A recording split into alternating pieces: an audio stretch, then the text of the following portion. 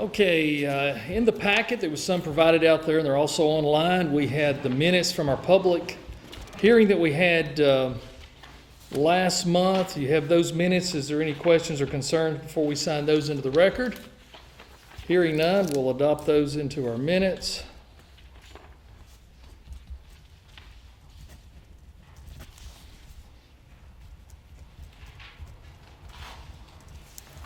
And then we had our regular scheduled meeting, our minutes from that meeting back on August the 27th.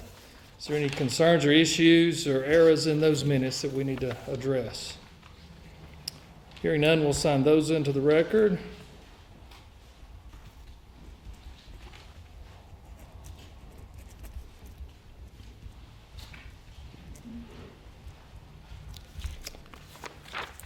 Okay.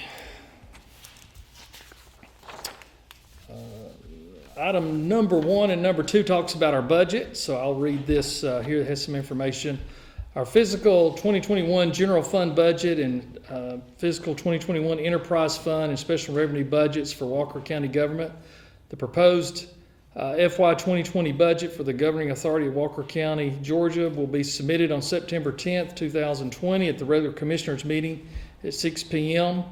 at the Walker County Courthouse Annex 3, 201 South Duke Street in Lafayette. So that's that meeting here tonight.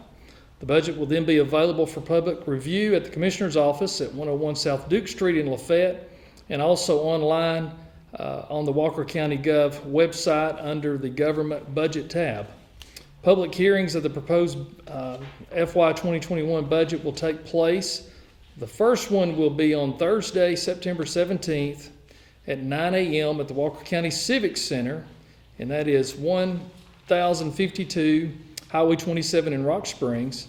And then the second one will be on Thursday, September the 24th at 6 p.m. at the Walker County Courthouse Annex 3 at 201 South Main Street, which will also be our regular scheduled meeting for that month. And then we will have a special call meeting at noon on Wednesday, September the 30th at the Commissioner's office at 101 South Duke Street, where we'll make the final adoption of the budget. So we are required by state law to have one public meeting, but we always like to have at least two. And so we opted to have one more in the center of the county. You can have public hearings anywhere within your county, but you have to hold your official business meetings inside your county seat, which is Lafayette for us here in Walker County. So we will have that meeting in the morning to allow people maybe that are not able to come to our evening meetings to be able to participate. And also that puts us more center in our county. We've got lots of parking and a lot of space, and people can social distance and all. So we encourage anyone that would like to be a part of that. Again, that's Thursday, September the 17th at 9 a.m. We'd love to have you there at the Civic Center. And the budget drafts are out on the table and also be posted on our website. And these are just draft budgets, and that's why we wanted to have time for people to look at them, ask questions. Also, our other elected officials and department heads and all, we wanted everybody to have time, and also to make sure we meet all of the state guidelines of posting this information. And this has also been advertised in the newspaper, which we're supposed to do. So just as the old saying, dotting all the I's and crossing all the T's to make sure we do everything. And that's why this is a process that takes place over almost a period of a whole month. So we wanted to provide that information to you tonight. Okay, so that takes care of items 1 and 2. And the number 3, it's always exciting to have proclamations. So I'm going to read this proclamation, and Chief Blake Clodge is here tonight to receive this. It says, by the sole commissioner of Walker County, Georgia, a proclamation of Patrons Day 2020. Whereas the terrorist attack that occurred on September 11, 2001 claimed the lives of nearly 3,000 people, including some 400 emergency workers. And whereas we grieve as a nation, but we also are heartened by the acts of courage and compassion demonstrated by the firefighters, law enforcement officers, and other first responders who work tirelessly to render aid while in distress. And whereas in memory of those we lost, we vow to keep moving forward.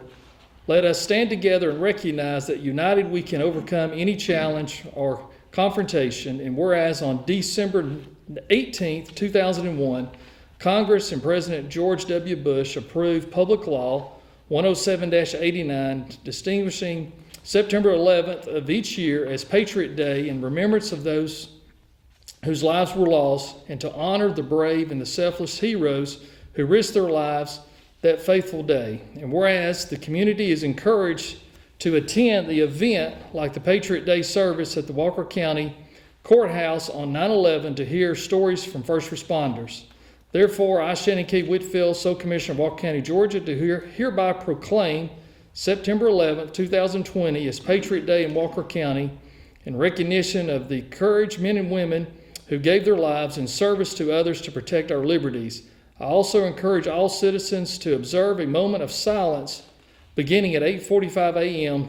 to honor the innocent victims who perished as a result of the terrorist attack on September 11th, 2001, signed and sealed the 10th day of September 2020. So it's with great honor that I sign this in recognition of our Patriots Day.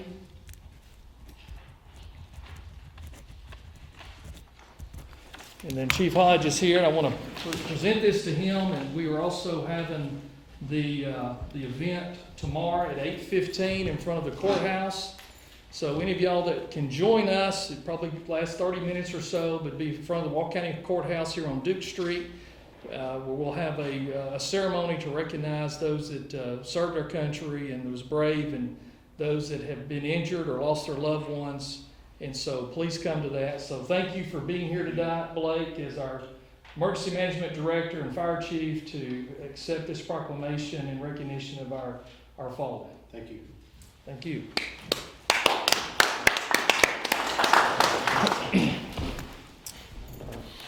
Okay. All right. We have our monthly statistical data report that we put out each month. As always, the first is the intake of our animal shelter. We had 62 dogs and 16 cats. We were able to outtake 39 dogs and 17 cats. Unfortunately, we had to euthanize 1 dog and 1 cat each. Our code enforcement's 506 inspections in compliance. They did write 13 citations and was able to close out 27 cases, which means there was 27 properties in our county that were in violation that they were able to work with and help them get into compliance to help be within the property maintenance codes in our communities. Call for service, there was 232 calls from our fire department that was responded by 389 units. They were able to install 13 smoke alarms, which that gets us up to 207 smoke alarms for the year, which is fantastic. We've just really done well getting those smoke alarms out. Roadside trash is always a challenge. 11,060 pounds of trash that was picked up off the roadsides in just 1 month. Total nights booked and stayed at Mountain Cove Farms was up. We had 68 nights. It puts us at 472 for the year. Single-family home construction permits is still running strong. We had 20 permits pulled just in the month of August, which got us up to 108, where we've been averaging about 125 a year. That's already 108 this year, and we still have several months to go, so we're going to probably break that number. Our public relations, media impressions, and stories, Joe was able to track down 25 stories that was put out there by the public media. We added 121 new followers on Facebook, made 60 posts on Facebook, still had a strong month on our website. Lots of people going to our website to gain information about Walker County. 49,312 visitors. Our newsletter subscription, which is an e-newsletter, I think that's the first time I've ever seen a negative number on this report. Well, we actually added several hundred, but there were a lot of email addresses that hadn't opened the newsletter in a couple of months, so they were unsubscribed by our Okay. provider. Okay. That's what happened there. Okay, so thank you for that. I was not aware of that. So keeping our database clean and making sure we've got people that want to receive that each month. So if you're not signed up for that, you can go to the website and enter in your name and email address and get on that list. Still patching potholes, 464 potholes. We're patching potholes and still paving roads. So I know the Tally construction team was back last week, and I'm sure they're probably finishing up this week on Phase 2 should have done by tomorrow. So we're excited. Phase 2 of Ringo Road is finishing up, and then I think they're planning on moving over to Eastermurchie Road. They're going to be doing Eastermurchie Road. We've replaced a few drain tiles over there, getting ready for that. So they're going to pave Eastermurchie Road from the Chattooga County line all the way back to Highway 136. So that's going to be a good long haul, and it's much needed. There's some places in that road there around Manning Mill and all that's in bad shape that we've been patching on for a couple of years.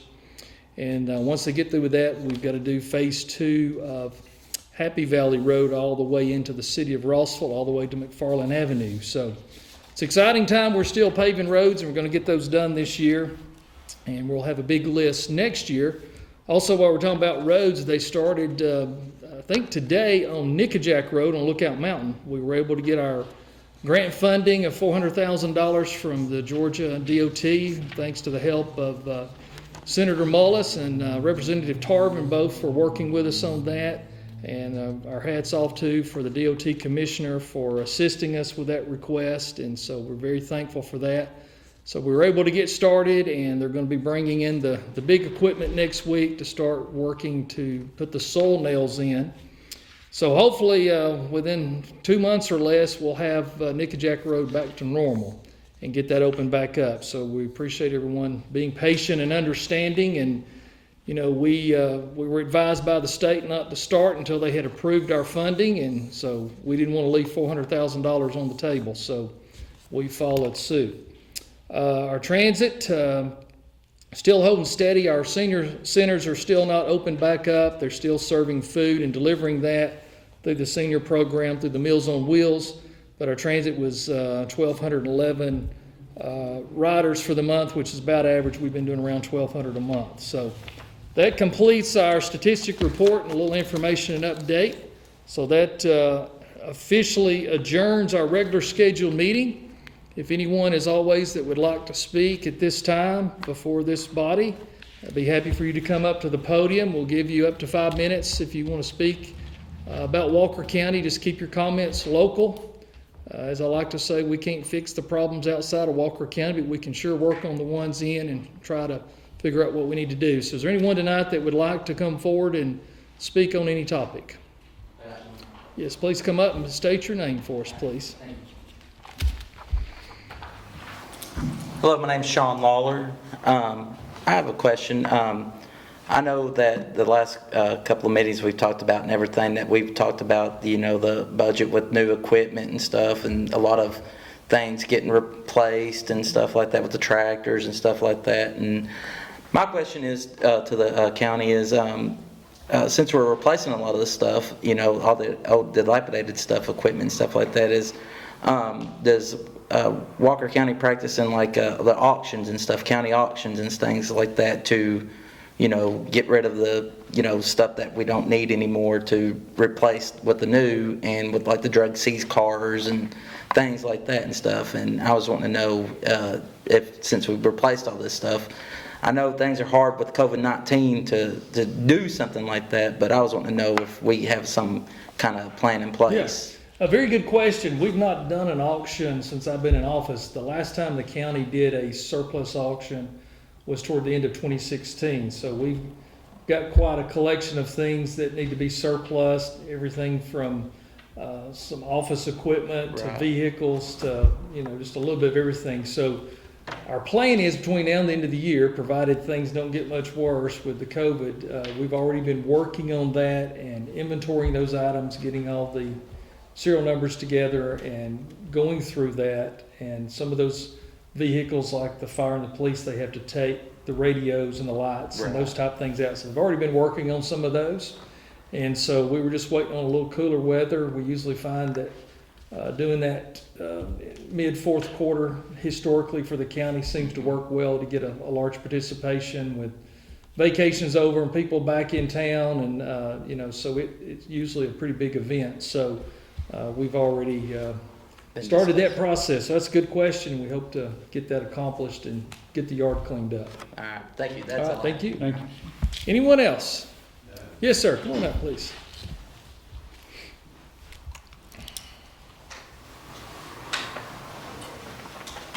Tyrone Davis.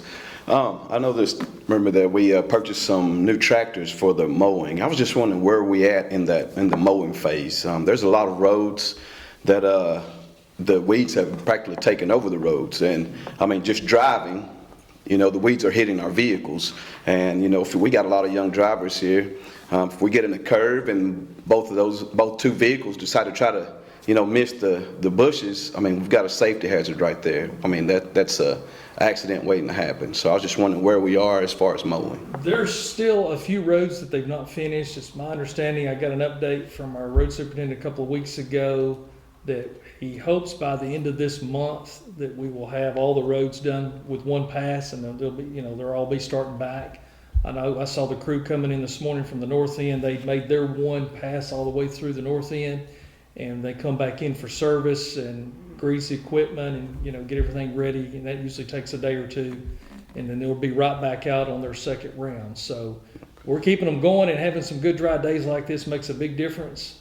That it's harder. They mow in the rain, but it's harder to mow in the rain. So when we have good dry weather like this, is very helpful. So hopefully between now and the end of the month, if not sooner, they will have gotten around on all of those mowing zones at least one time. Okay, all right, thank you. All right, thank you. Anyone else tonight? All right, well, it is 6:18, and we're going to close out our meeting. We appreciate everyone coming. Appreciate those of you watching this on Facebook and our YouTube channel, and we'll see y'all back in a couple of weeks. Y'all have a good evening. Thank you.